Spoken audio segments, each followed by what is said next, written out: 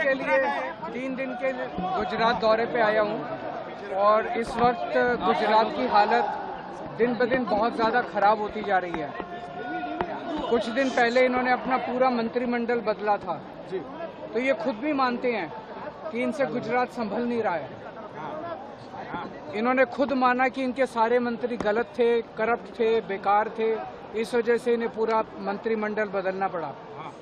किसान अपने हक के लिए लड़ाई लड़ रहे थे, उन किसानों के बच्चों को इन्होंने कई दिनों से जेल में डाला हुआ है। हम उनके साथ खड़े हैं। उनमें से कुछ किसानों के बच्चों की बेल हो गई है, बाकियों की अभी नहीं हुई है। उनके सबके परिवारों से भी मिलेंगे।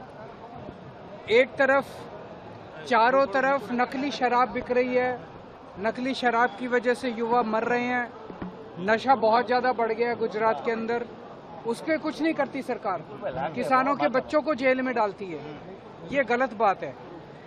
कल गोपाल इटालिया, अभी 2 दिन पहले गोपाल इटालिया के ऊपर हम बीजेपी की सरकार को कमियां निकालते हैं और तकलीफ कांग्रेस को होती है। कांग्रेस के एक कार्यकर्ता ने गोपाल इटालिया के ऊपर जूता मारा।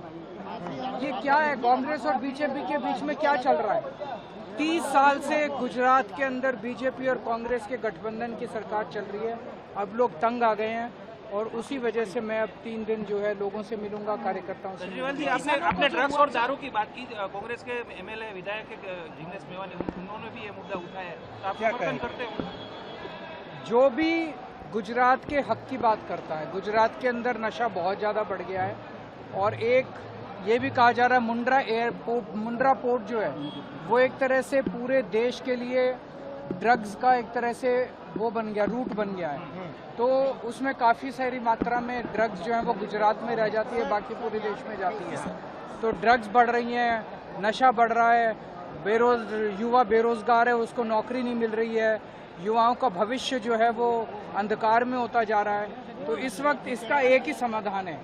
30 साल से बीजेपी की जो सरकार है उनके अंदर बहुत अहंकार आ गया है, उनको हटाना चाहिए और नई सरकार लेके आनी चाहिए।